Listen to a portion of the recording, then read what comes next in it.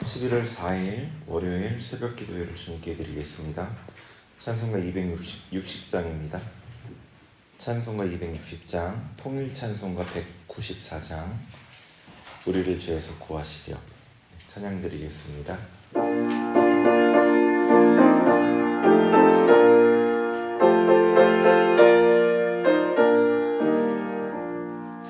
우리를 죄에서 구하시려 주께서 십자가 지셨으니 기쁘게 부르세 할렐루야. 나 구원 얻었네. 찬송하세 찬송하세 주님 나를 구하셨네. 찬송하세 찬송하세 주가 구원 얻으셨네. 우리를 주께서 구했으니 이전에 하던 악한 일과 죄하고 더러운 모든 죄를 온전히 버렸네. 찬송하세 찬송하세 주님 나를 구하셨네. 찬송하세 찬송하세 주가 구원하셨네. 나 지금 죄에서 사함받아 거룩한 백성이 되었으니 이 육신 장막을 벗을 때도 겁날 것 없겠네. 찬송하세 찬송하세 주님 나를 구하셨네. 찬송하세 찬송하세 주가 구원하셨네. 우리가 이 세상 떠날 때에 예수의 손목을 굳게 잡고 영원히 즐거운 천국에서 주와 함께 살겠네. 찬송하세 찬송하세 주님 나를 구하셨네. 찬송하세 찬송하세 주가 구원하셨네.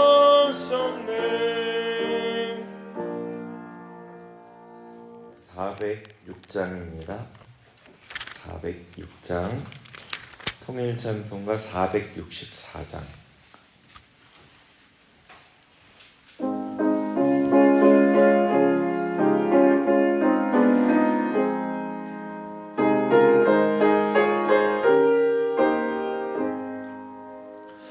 고난 내 영혼 편히 쉴 곳과 풍랑 이뤄도 안전한 포그 높은 거지도 다스리시는 주의 영원한 팔에지에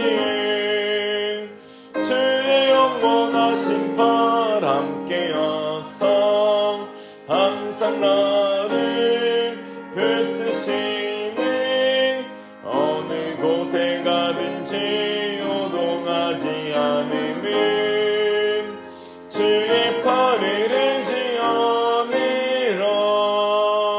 세상 친구들 나를 버려도 예수는 함께 동행함으로 주의 은혜가 충만하리니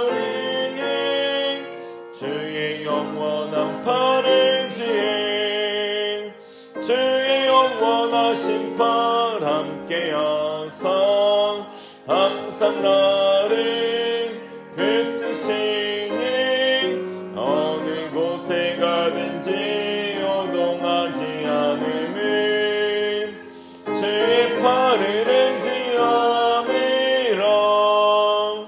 나의 믿음이 연약해져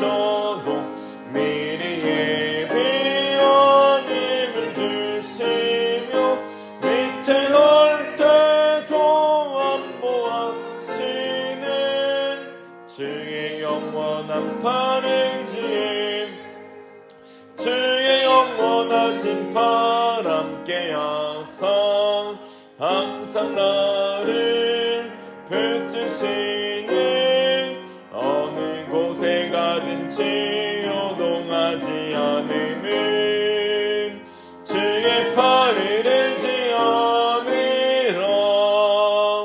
능치 못한 것 주께 없으니 나의 인생은 주께 맡기며 나의 모든 짐 대신 지시는 주의 영원한 팔을 지혜 주의 영원하신 팔 함께 하사 항상 나를 붙드시는 어느 곳에 가든지 요동하지 않음은 주의 팔을 들지 않으라.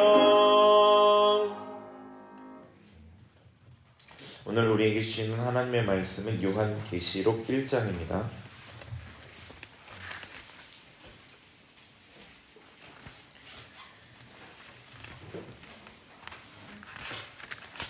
1장 말씀을 한 절씩 교독하겠습니다.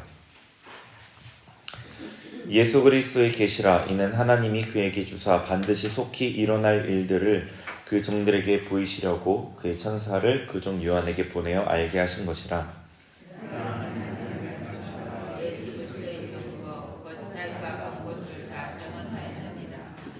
이 예언의 말씀을 읽는 자와 듣는 자와 그 가운데에 기록한 것을 지키는 자는 복이 있나니 때가 가까움이라.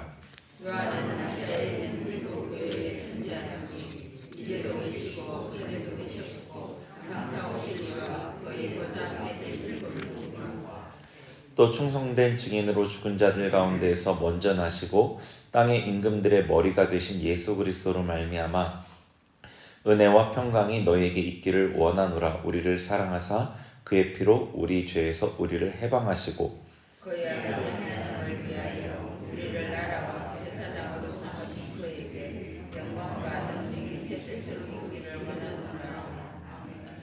볼지어다 그가 구름을 타고 오시리라. 각 사람의 눈이 그를 보겠고 그를 찌른 자들도 볼 것이요 땅에 있는 모든 족속이 그로 말미암아 애곡하리니 그러하리라. 아멘.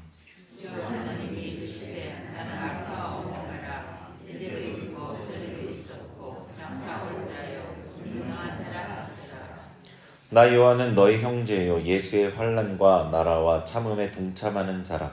하나님의 말씀과 예수를 증언하였으므로 말미암아 밤모라 하는 섬에 있었더니 주의 때는 내가 성령이 감동되어 내 뒤에서 나는 남편 소리가 큰 음성을 들으니 이르되 내가 보는 것을 두루마리에 써서 에베소, 서모나, 버가모, 두아디라, 사데, 빌라델비아, 라오디게아 등 일곱 교회에 보내라 하시기로.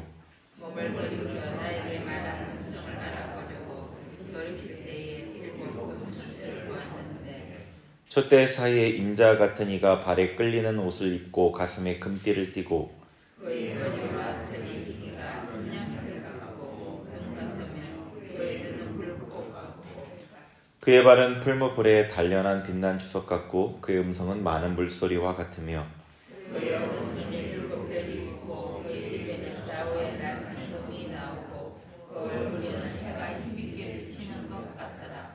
내가 볼 때에 그의 발 앞에 엎드러져 죽은 자 같이 되매 그가 오른손을 내게 얹고 이르시되 두려워하지 말라. 나는 처음이요 마지막이니 살아있는 자라. 내가 전에 죽었었노라. 볼지어다 이제 세세토록 살아있어 사망과 음부의 열쇠를 가졌노니 그러므로 내가 본 것과 지금 있는 일과 장차 될 일을 기록하라. 내가 본 것은 내 오른손에 일곱 별의 비밀과 또 일곱 천체라. 일곱 별은 일곱 교회의 사자여 일곱 천체는 일곱 교회니라. 아멘. 2주간에 걸쳐서 요한계시록을 읽는 기간입니다. 요한계시록을 해석하는 데는 다양한 관점이 있습니다. 크게는 과거주의, 역사주의, 미래주의, 구속사적 이상주의 관점 이렇게 나누어서 얘기를 합니다. 그런데 이 관점 안에도 또 세부적으로 해석들이 좀 다른 경우들이 많습니다.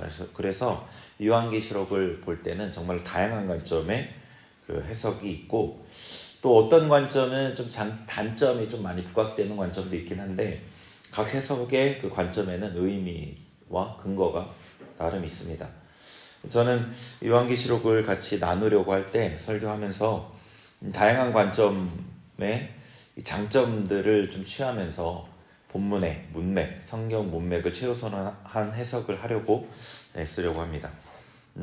저는 성경을 어떻게 보냐면, 성경은 그 당시 시대적인 문화의 영향이 있고, 그래서 그 당시 관점을 우리가 잘 알면 해석에 도움이 되지만, 모든 세대에 주신 말씀이기 때문에 성경 자체만으로 해석이 가능해야만 한다라고 생각을 합니다. 그죠? 그리고 성경은 신학자뿐 아니라 모든 성도에게 주신 책이기 때문에, 물론 세부적으로 더 구체적인 내용들은 그런 배경 지식을 알면 더 도움이 되겠지만, 성경이 진짜 우리가 알아야 될 이 내용들은 모든 사람들이 알기 쉽게 기록되어졌다고 생각합니다. 그래서 이 문맥이 제일 중요하고, 그 이후에 추가적으로 그 당시 시대적인 것들을 반영하면 좀 더 이해가 좋다는 거죠. 그게 하나님의 성경을 우리에게 주신 목적과 맞다고 생각합니다. 그래서 성경 문맥을 최우선으로 하고, 그 다음에 다양한 관점들의 장점들을 받아들여서 요한계시록 같이 좀 보려고 합니다. 이 1장에 들어갈 때, 요한계시록 해석할 때 먼저 주의해야 될 부분들을 짚고 넘어가면 좋을 것 같은데요. 계시록에 등장하는 다양한 상징들이 있습니다. 일곱인, 나팔, 대접부터 시작해서 다양한 상징들이 있죠. 그런데 이 다양한 상징들은 성경을 좀 많이 읽어보신 분들은 아시겠지만 구약에 바탕을 둔 상징들입니다. 이 사도 요한이 요한계시록을 예수님께 계시를 받았단 말이에요. 이 사도 요한은 구약을 잘 알았습니다. 그래서 그 구약의 상징들을 사용하여서 계시를 주신 거죠. 사도 요한이 잘 아는. 그리고 당시 그리스도인들도 구약에 대한 지식이 많았기 때문에 이 계시록의 상징들을 이해하기에 어려움이 없었을 것입니다. 당시는 구약밖에 없었고요.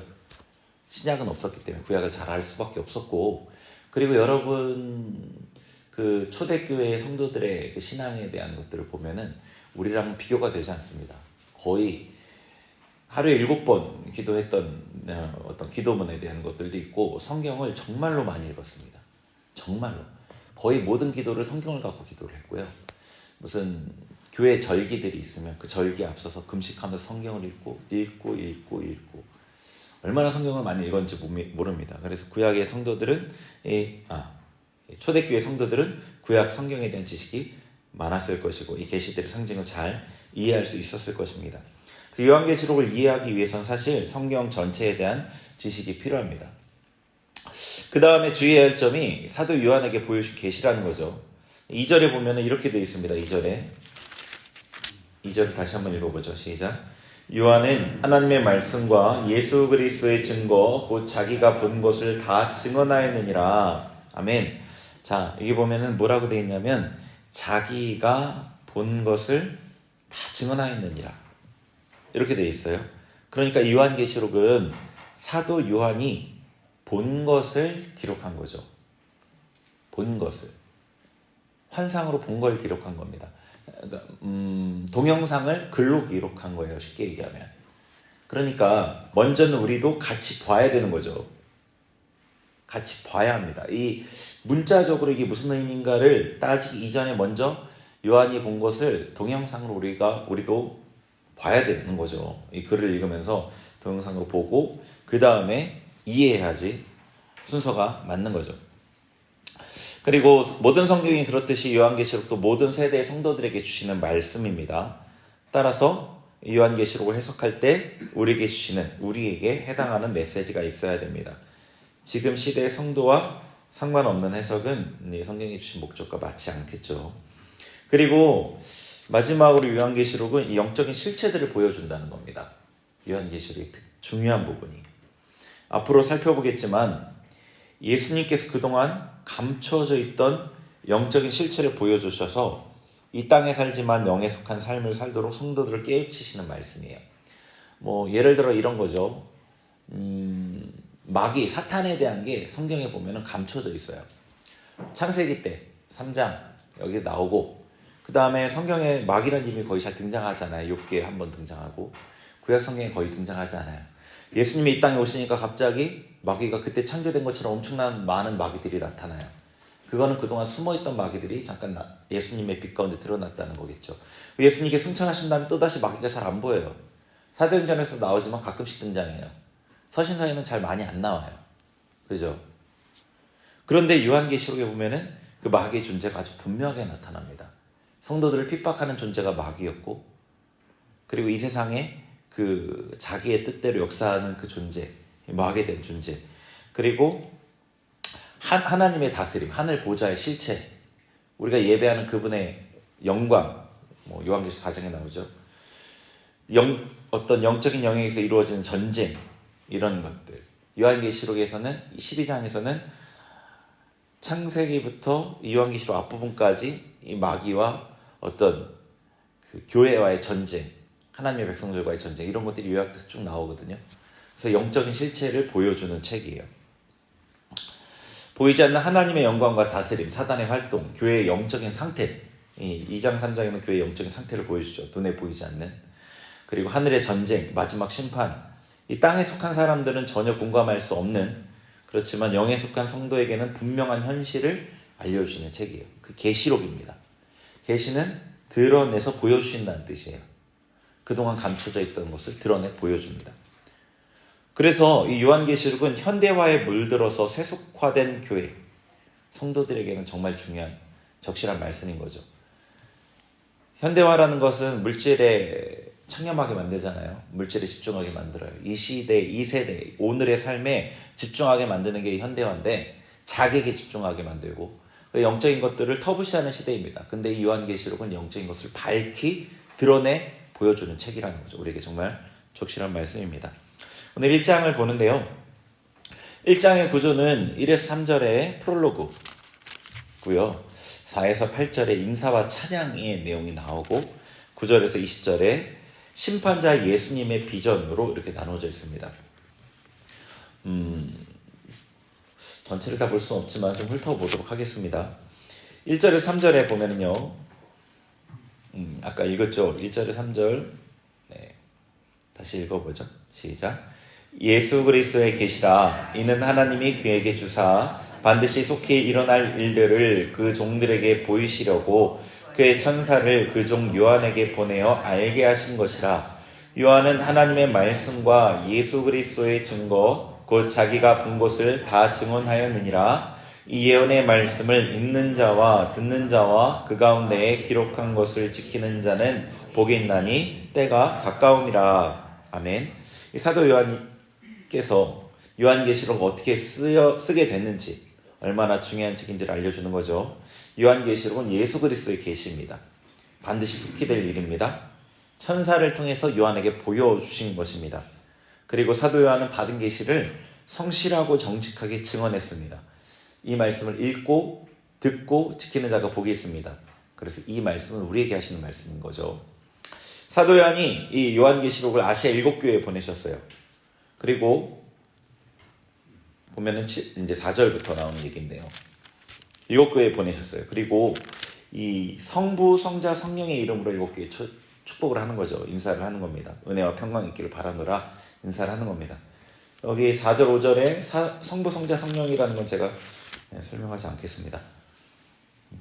그리고 예수님께 찬양을 돌리죠. 예수님이 자신의 피로 우리를 죄에서 해방하여 나라와 제사장으로 삼으셨습니다. 그 다음에 7절 읽어보겠습니다. 시작. 볼지어다 그가 구름을 타고 오시리라. 각 사람의 눈이 그를 보겠고 그를 찌른 자들도 볼 것이요 땅에 있는 모든 족속이 그로 말미암아 애곡하리니 그러하리라. 아멘. 자, 예수님께서 구름을 타고 오실 것입니다. 어떻게 보면은 요한계시록의 핵심적인 내용이죠. 예수님 다시 오신다. 근데 그게 벌써 1장에 먼저 제시하고 시작을 하는 겁니다. 모든 자들이 예수님의 다시 오심을 볼 것입니다.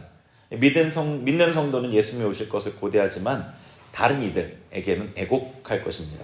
왜냐하면 예수님의 오심이 믿는 성도에게는 영광의 날, 신원의 날이지만 다른 이들에게는 심판과 보복의 날이기 때문입니다. 10절도 읽어보죠. 10절 시작. 주의 날에 내가 성령에 감동되어 내 뒤에서 나는 나팔 소리 같은 큰 음성을 들으니. 주의 날은 주일이죠. 주님의 날, 주의 날입니다. 뭐 하나님의 교회 있잖아요. 거기서 보면은 토요일을 지켜야 된다라고 하면서 성경에 주일을 지키라는 게 어딨냐 뭐 그런 식으로 우리에게 얘기를 하는데, 주의 날은 있어요. 성경에 사도행전에도 있고. 하여튼 주님의 날에 이 계시를 받았는데, 이 계시를 7교회에 보내라는 명령을 받았습니다. 7교회는 역사상 존재하는 모든 교회를 말하는 거예요. 7교회, 모든 완전한 수 7이잖아요. 모든 교회, 역사에 존재하는 모든 교회를 말합니다. 사도 요한이 소리가 들리는 곳을 향하니까 그곳에 영광의 주님이신 예수님께서 계셨습니다. 그분은 사도 요한이 생전에 배웠던 종의 몸을 입고 이 땅에 사셨던 그 예수님이 아니었던 거죠. 영광과 위엄이 넘치는 심판주 예수님이셨습니다. 사도 요한이 묘사한 예수님의 모습을 한번 같이 보죠. 이거를 우리도 상상해 봐야 돼요. 사도 요한이 본 거지 않습니까? 자, 13절에 보면은 촛대 사이에 인자 같은 이가 발에 끌리는 옷을 입고 가슴에 금띠를 띠고. 자, 촛대 사이에 12절 뒷부분에 보니까 7 금촛대가 나오죠. 근데 7 촛대는 20절에 보면은 7 촛대가 뭐죠? 7 교회죠. 그죠? 그러니까 촛대 사이에, 예수님은 촛대 사이에 계시는 분입니다. 교회 사이에 계십니다. 교회 사이를 다니시는 분이죠. 2장 1절에 보면은 7 금촛대 사이를 거니시는 이가. 그러니까 예수님은 7 금촛대 사이를 다니시는 분입니다. 예수님은 모든 교회에 거니시면서 모든 교회에서 일어나는 일을 아시고 모든 교회를 돌보시는 분입니다. 그리고 인자 같은 이가, 예수님은 사람 같은 모습이셔요. 예수님 부활하셔서 승천하셔서 하나님 보좌 우편에 앉으셨지만 지금도 부활하신 모습 그대로의 예수님이십니다. 인자 같은 모습의 예수님이셔요. 그러니까 이 예수님의, 그러니까 그 인간의 모습에 단지 하나님의 영광과 위엄을 입으셨을 뿐이에요. 하나님이시니까요, 지금. 그러니까 우리를 위해 인간의 몸을 입으셨다는 것이 얼마나 큰 은혜인지를 우리가 알 수 있죠. 단지 33년만 인간의 몸으로 사신 게 아닌 겁니다. 예수님이 인간으로 태어나고 부활하신 이후에도 영원히 인간의 모습으로 사십니다. 우리가 앞으로 입을 부활의 몸을 입고 인간인 우리를 구원하시고 우리와 친밀한 교제를 나누시기 위해서 예수님은 이 인간의 모습으로 사시는 거죠. 계속 우리와 함께. 자, 그리고 발에 끌리는 옷을 입었습니다. 이거는 제사장의 복장이죠. 그리고 가슴에는 금띠를 띠고 있다는 것은 왕권을 의미합니다. 예수님은 우주의 왕이시면서도 대제사장이십니다. 14절 읽어보죠. 시작. 그의 머리와 털의 희기가 흰 양털 같고 눈 같으며 그의 눈은 불꽃 같고. 자, 머리와 털의 모든 온몸의 털의 희기가 흰 양털 같다, 눈같이 희다. 이것은 죄가 없으신 분이라는 뜻이죠. 그의 눈이 불꽃 같다는 것은 모든 것을 꿰뚫어 보시는 분이라는 겁니다. 심령, 사람의 심령 폐부까지도 꿰뚫어 보시는 분이십니다. 자, 15절 읽습니다. 시작. 그의 발은 풀무에 단련한 빛난 주석 같고 그의 음성은 많은 물소리와 같으며. 자, 풀무에 단련한 빛난 주석 같다는 것, 예수님의 발이, 이것은 심판주를 의미하는 거죠. 풀무에 단련한 이 빛난 주석 같은 이 강한 발로 악인들을 짓밟으실 분입니다. 나중에 이제 뒷부분에 14장에 보면은 진노의 포도주틀을 밟으시는 모습이 나오죠. 짓밟으시는 모습이. 그리고 그의 음성은 많은 물소리 같습니다. 이 많은 물소리 같다는 것은 구약에서 하나님의 소리를 표현할 때 자주 나오는 표현이죠. 위엄이 있어 감히 거역할 수 없는 강력한 음성입니다. 16절 읽어보겠습니다. 시작. 그의 오른손에 7별이 있고 그의 입에서 좌우에 날성검이 나오고 그 얼굴은 해가 힘있게 비치는 것 같더라. 아멘. 자, 그의 오른손에 7별이 있습니다. 7별은 우리 20절에 보니까 뭐라고 돼 있죠? 7 교회의 뭐죠? 일곱 별은 일곱 교회 사자입니다. 그러니까 일곱 교회의 사자를 예수님 붙들고 계신 거죠. 교회들이 어떤 어려운 일을 당한다 해도, 지금 사도 요한은 그 교회의 사자였는데, 담당 사역자였는데 여기 유배됐잖아요. 그죠? 자기가 담당하는 공동체를 두고 올 수밖에 없었어요. 교회들이 어떤 어려운 일을 당해도 예수님은 교회의 모든 일을 아시고 교회의 사자들, 그 사역자들을 붙잡고 계시는 분이라는 겁니다. 그리고 그의 입에서 좌우의 날성검이 나오고, 예수님의 입에서 나오는 말씀의 검이죠. 말씀의 검은 능력이 있어서 사람들의 심령을 쪼개어 회개하게 하고 그들의 악한 마음을 드러내어 심판을 확정하기도 합니다. 좌우의 날성검이 예수님의 입에서 나옵니다. 그 말씀의 검이. 사도행전의 베드로의 설교를 듣고 회개한 이들과 스데반 집사의 설교를 듣고 이를 갈며 스데반 집사를 죽인 이들은 이 말씀의 검에 찔려서 상반된 반응을 보인 이들이죠. 죄인들의 죄를 드러내거나 사람들의 마음을 쪼개어 회개하게 하거나, 이 말씀의 검입니다. 그 얼굴은 해가 힘있게 비치는 것 같더라. 예수님의 영광은 해와 같이 인간이 볼 수 없이 찬란한 영광인 거죠.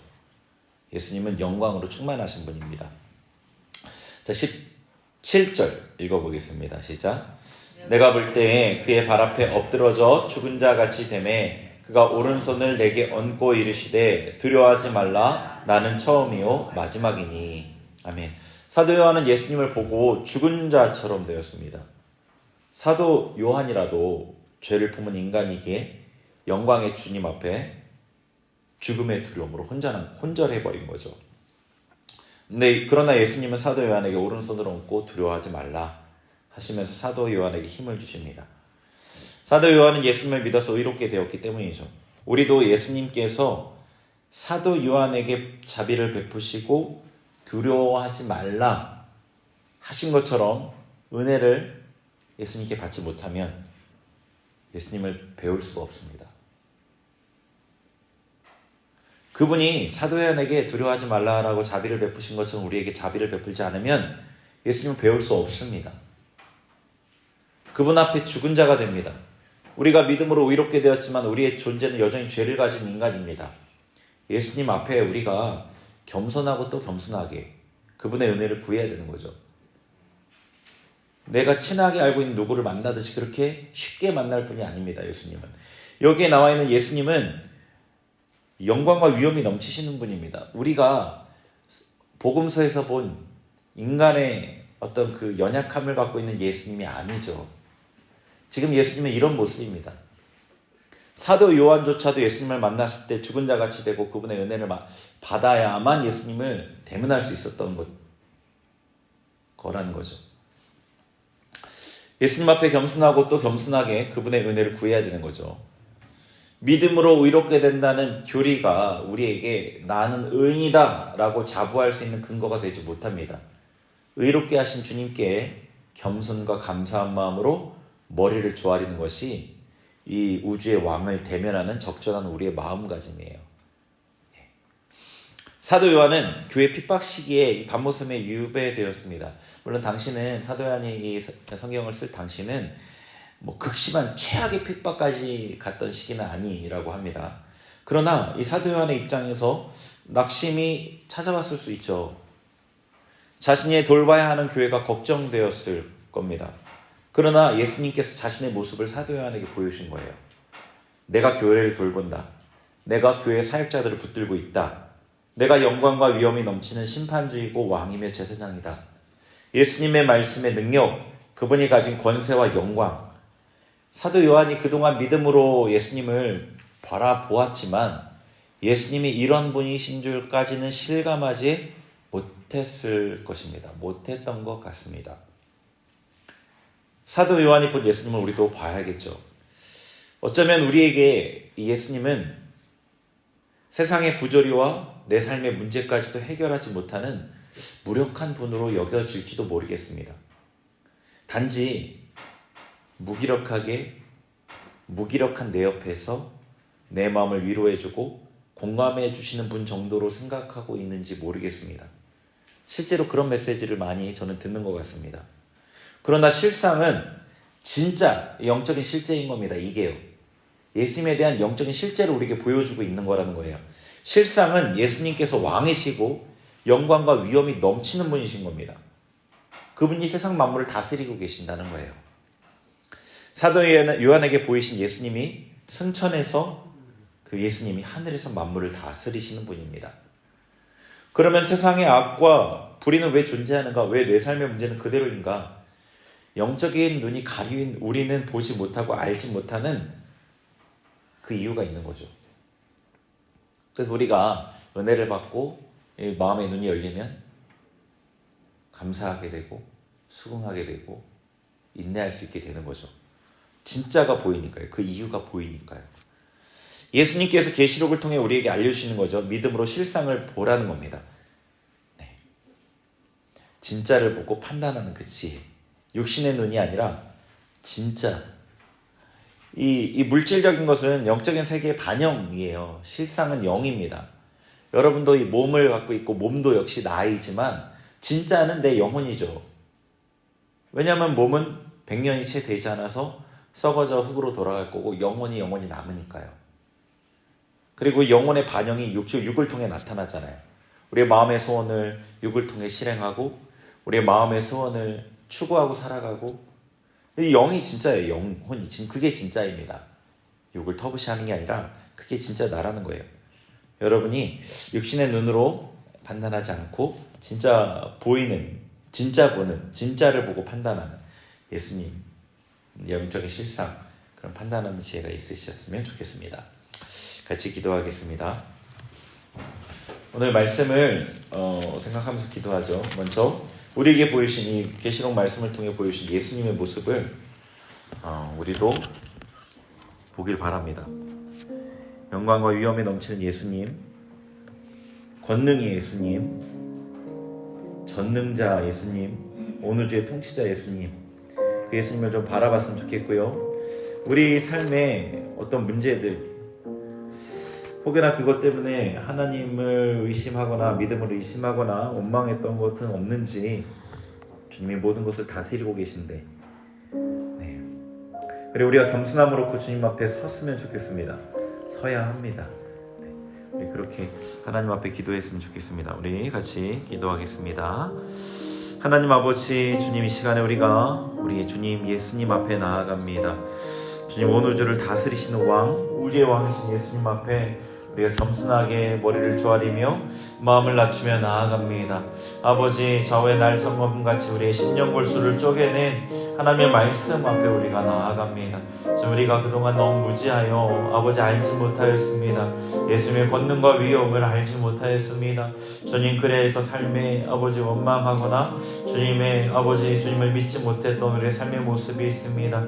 지금 용서하시고 아버지 회개하오니 우리를 용서하여 주옵소서. 하나님 사도 요한에게 보여주셨던 것처럼 예수님의 모습을 우리도 보길 원합니다.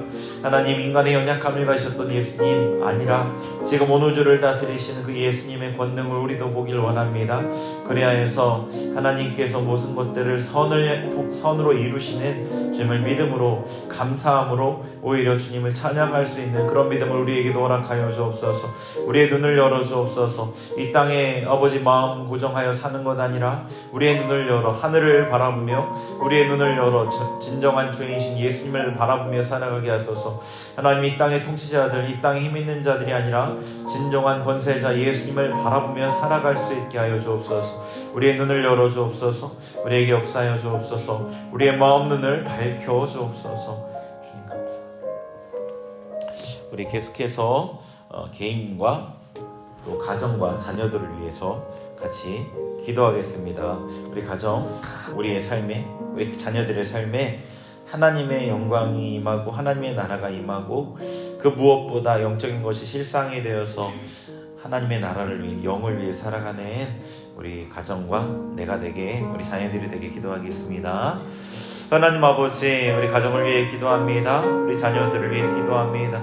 주님 우리 가정에 주님 임재하시고 주님 다스려 주옵소서. 하나님 하늘에서의 그 뜻이 우리 가정에서 온전히 이루어지게 하여 주옵소서. 우리 자녀들의 삶에 온전히 이루어지게 하여 주옵소서. 영적인 실상이 우리에게 진짜 눈에 보이듯 알게 하여 주시고 그리하여서 그것을 위해 살아가게 하여 주옵소서.